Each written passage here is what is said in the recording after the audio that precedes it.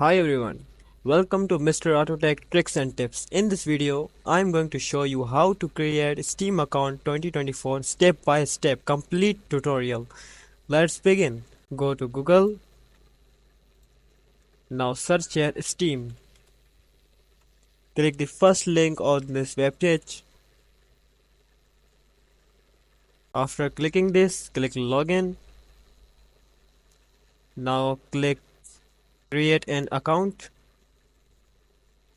Here you can provide your email address like this one.